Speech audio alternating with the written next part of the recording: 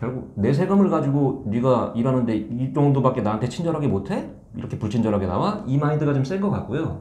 실제로 공무원들의 업무가 아까 말씀드린 것처럼 띵동하고선 등본 여기 있습니다. 이걸로 끝이 아니고 민원 업무는 민원대로 해야 되고 업무 분장이라고 그래가지고 내가 또 서류 보고해야 될 일들은 또 따로 있어요.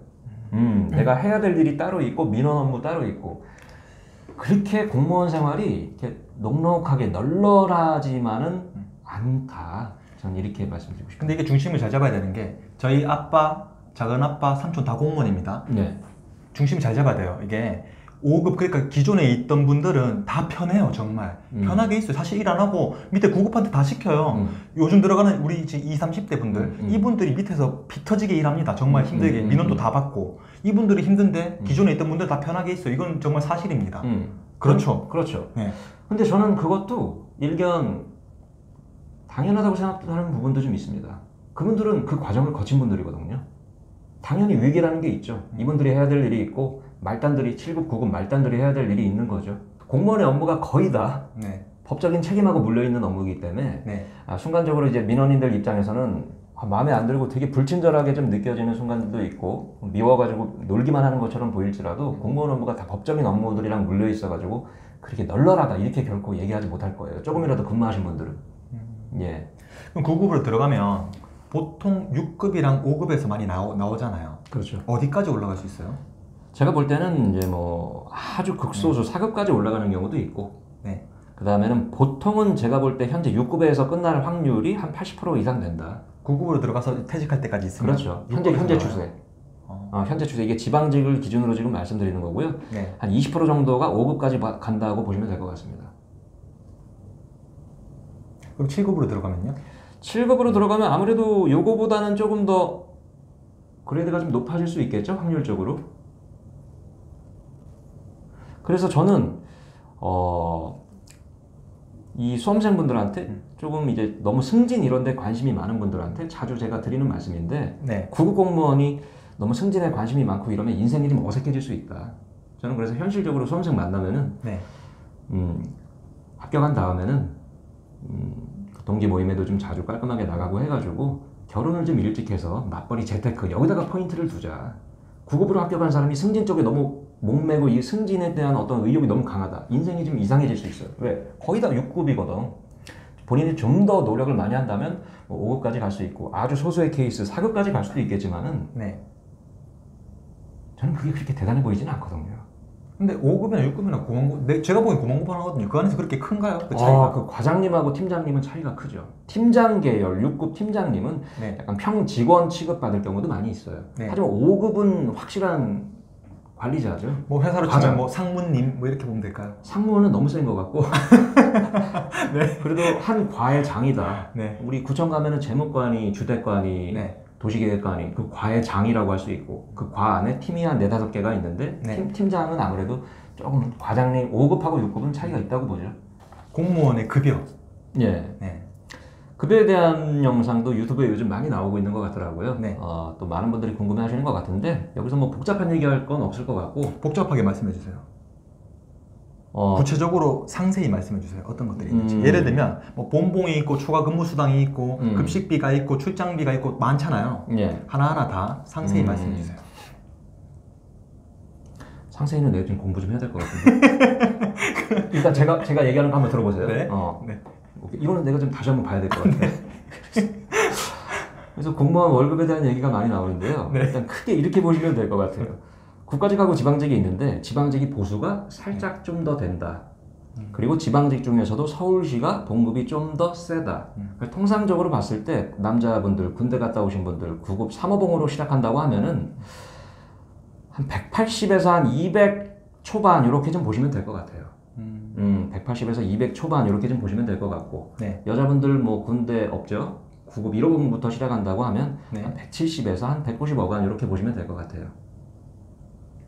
그리고 잠깐만. 지금 이거를 얘기하자면 너무 길어질 것 같기도 해요. 아, 그래요? 네, 자세히 들어가면. 그럼 지금 그 말씀하신 금액이 예. 뭐 초과 근무 수당 이런 거 다 포함한 건가요? 딱 기본급만인가요? 한 중타로 쳤을 때죠. 평균? 예, 중타 정도로 쳤을 때 한 180에서 200 정도. 이 중타라는 거는 시간의 근무 한 10시간 기본으로 인정해주는 부분도 있거든요. 네. 시간의 근무 기본 10시간 기본으로 인정해주는 부분도 있고, 네. 그래도 아무래도 뭐 이것만 하진 않아요. 공무원들이 최소한의 야근을 할 경우가 생긴다는 얘기죠. 네. 그래서 시간의 근무 꼭 풀이 아니더라도 시간의 근무 한 중타 정도 안 되게 좀 했을 때 한 180에서 200억안 보시면 될 것 같아요. 그럼 180에서 200이 평균인데 여기서 가장 많이 받는 사람들은 얼마까지도 받죠?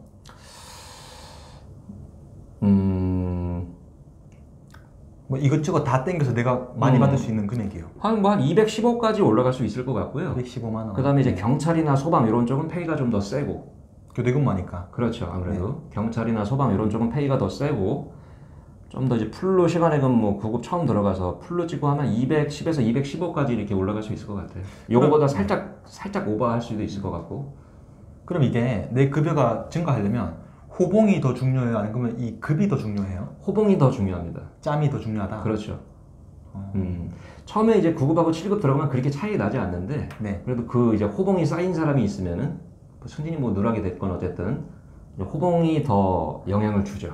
공무원 9급으로 들어가서 10년 차가 됐어요. 네. 연봉이 얼마 정도 되죠? 10년 차가 한 3,500에서 4,000 사이 되지 않을까요? 일단은 9급으로 들어가서 2년 정도 지나면 자동으로 8급 승진이 되고요. 네. 그 다음에 8급에서 7급까지 또 한 5년 정도 걸려요.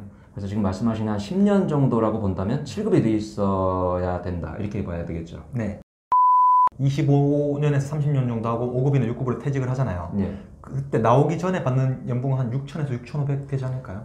제가 일단은 5급 공무원, 네. 30년 근무하신 9급으로 들어가서 5급 공무원, 30년 근무하신 5급 공무원이 연봉 한 8천 정도 되는 걸로 알고 있어요. 8,000이요? 8천 정도 되는 걸로 알고 있어요. 이거는 이제 여러 가지를 다 합해서 나눈 걸, 네. 여러 가지를 다 합한 액수라고 봐야 되겠죠. 성과 상여금, 뭐 정근 수당 이런 거 다 합했을 때. 저 좀 재밌는 게 뭐냐면 예. 사람들이 공무원 얘기하잖아요. 그럼 공무원 그거 해봐야 뭐 월급 얼마 안 돼 막 이런 식으로 얘기해요. 예. 근데 뉴스 같은데 공무원 이렇게 월급 올라온 거 보잖아요. 예. 공무원이 저렇게 많이 받아? 그렇죠. 되게 좀 많이 이게 그 다르다 온도차가 크더라고요. 그렇죠. 그게 네. 그 여러 가지 이유가 있겠지만은 일단은 인터넷에 기본적으로 노출되어 있는 기본급이라는 거 네. 이외에 수당이 셀 수도 없이 많아요. 근데 기본적으로 사람들이 그 기본급만 보고 얘기하는 경우도 좀 있고 이 수당 저 수당 다 합하다 보면 예. 그럼 이게 공무원은 또 연금을 빼놓을 수가 없잖아요. 예. 30년 하고 나오면 연금이 얼마씩 나오죠?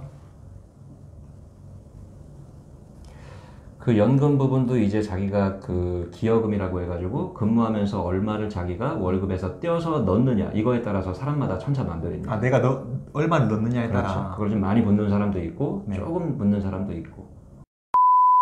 그럼 승진이 안 되는 부서도 있어요? 승진이 잘 되는 부서가 몇 군데가 있고 나머지는 전반적으로 비슷하다 이렇게 보시면 좋을 것 같아요. 평가가 좋고 승진이 좀 잘 되는 부서 그런 사람들만 좀 데려오는 데가 뭐 총무과, 뭐 재무과, 기획예산과 이 정도 이렇게 되겠죠. 감사과. 공무원의 회식 문화는 어떤가요? 회식은 절대적으로 기관장에 의존합니다. 과장 스타일. 과장이 좀 걸걸한 성격이고 술 좋아하는 사람이다. 이러면은 이제 좀 자주 그런 기회가 생기는 거고 좀 이렇게 좀 새침하신 좀 내성적인 그런 과장님들도 계세요. 이런 데는 회식이 그렇게 자주 있지 않거나 합니다. 그럼 이 공무원 생활이 그 사무 간의 캐릭터가 어떠냐에 따라 완전히 바뀌겠네요. 과의 분위기가 좀 많이 좌우되죠. 딱 들어가서 사무관이 좀 사이코해요. 약간 이 사람 내 상관이잖아요. 그렇죠. 그럼 옮길 수도 없고 어떻게 해요? 같이 이상해지는 거죠. 같이 이상해지는 그렇죠. 거죠. 물론 이거는 사회적인 기술로 앞에서 그럼에도 불구하고 좀 모신다는 생각으로 가야 되는데 네. 좀 욱하는 성격이나 급한 사람들 이런 사람들도 있어요. 네. 대놓고 조금 이렇게 뻗팅기는 사람들도 좀 보기도 했어요. 이런 사람들은 그래서 어쩔 건데 나 승진 별로 관심 없어 이런 스타일의 사람들도 아주 소수지만 있긴 있습니다. 국가직과 지방직 중에 사람들은 어떤 걸 더 많이 선호해요? 이것도 사람 스타일마다 다른 것 같아요. 좀 정장 있고 좀 깔끔한 일 이런 거 국가직을 좋아하는 사람들도 봤고 네. 다만 국가직은 발령이 전국 발령이에요. 그래서 좀 거주지에 문제 애로점이 있을 수 있고 다만 지방직은 연고지 내 집이랑 가까운 곳이 최고다. 저도 사실 이런 쪽의 생각을 갖고 있고요. 그 대신에 지방직은 조금 이제 뭐 산불 또는 막 눈이 많이 왔을 때, 막 비가 많이 오고 있을 때 이런데 막 동원돼가지고 막 비상근무 이런 것도 좀 많이 있고 뭐 지역 행사 이런데 좀 주말에 동원되기도 하고 이런 집 가까운 곳을 좋아하는 실속파가 있고 네. 아니다 그래도 공무원 하려면 국가직 정장 좀 깔끔한 업무 해야지 이런 분들도 있는 것 같아요. 공무원의 이 복지 혜택은 어떻습니까? 공무원의 복지 혜택 뭐 제가 보니까 막 이렇게 등산복 사입을 하고 뭐 그 상품권도 나오고 하더라고요. 이제 복지 포인트라는 게 좀 있죠. 네. 복지 포인트라고 해가지고 월급 이외에 네.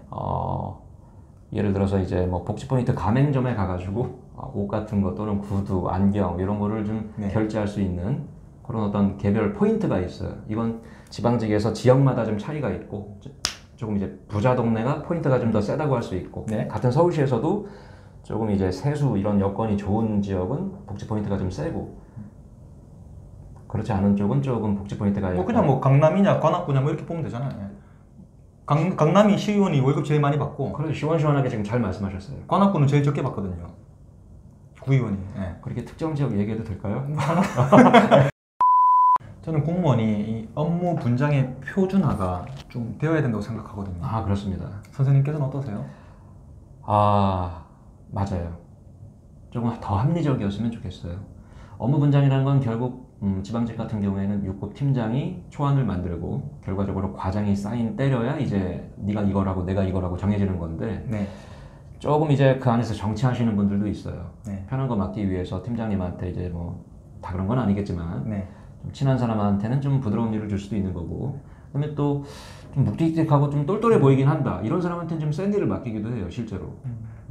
그런 거보다는 조금 급수에 맞게 좀 근무 경력이 많지 않은 사람한테는 조금 배우면서 할 수 있는 일을 맡겨주고 짬밥 좀 먹은 사람한테는 그래도 좀 비중이 있는 일 이렇게 좀 합리적으로 좀 갔으면 좋겠습니다. 또 그렇게 될 거라고 봅니다.